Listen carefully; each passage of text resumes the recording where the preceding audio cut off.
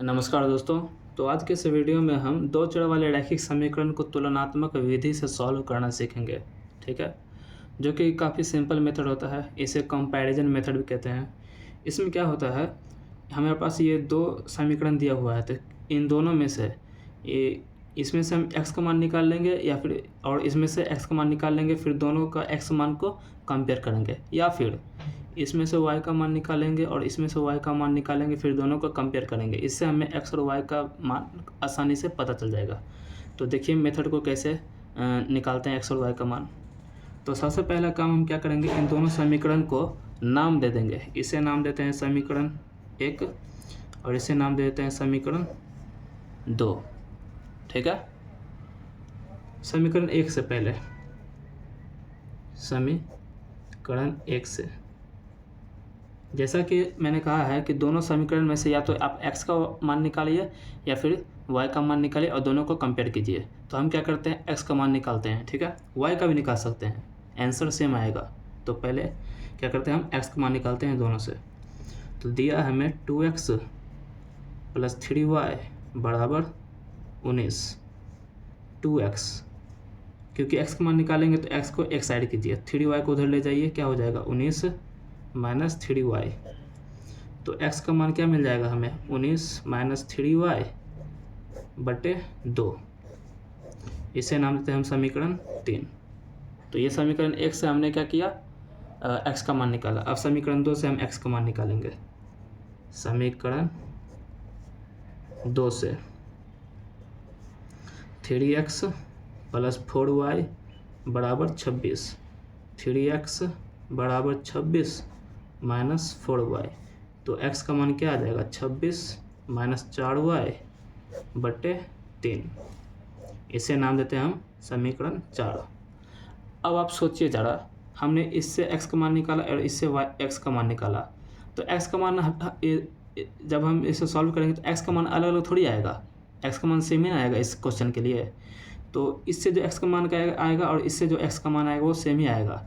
तो इसका left hand side, बायां पक्ष क्या है, x है बराबर है।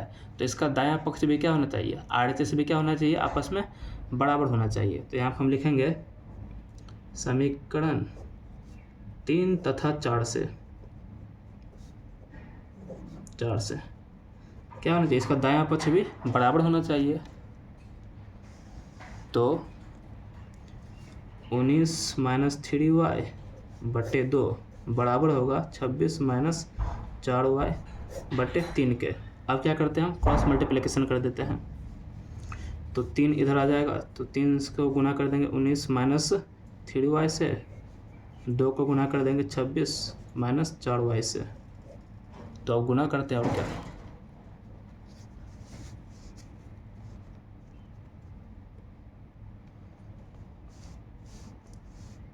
क्या दिया हुआ है नीचे हमें,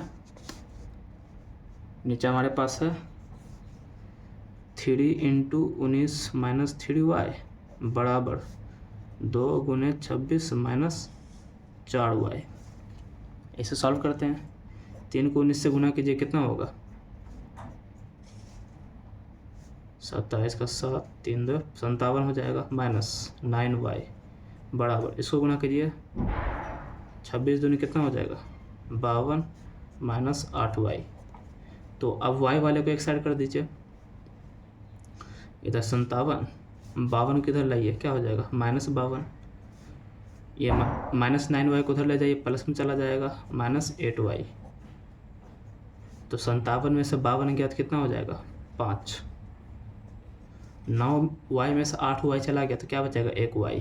तो इससे हमें y का मान कितना मिला, 5। अब क्या करेंगे, इस y का मान या तो आप समीकरण 3 में रख दीजिए या तो आप 4 में रख दीजिए, किसी में भी रखिए, x का मान सेम आएगा। ठीक है, तो y का मान पता चल गया, हमें x का मान चाहिए। तो यहाँ पे लिखेंगे हम y का मान समीकरण क्या करते हैं हम, 3 में रख देते हैं। समीकरण 3 में रखने पर, तो 3 क्या है, x बराबर 19 - 3y बटे 2, 19 - 3 y की जगह पे 5 बटे 2, 19 माइनस 5 दिए 15 बटे 2, तो 19 में से 15 जाएगा तो 4 हो जाएगा बटे 2, कटेगा कितने बार में? 2 बार में। तो x का मान क्या आ गया? तो हमारा x का मान आ गया 2।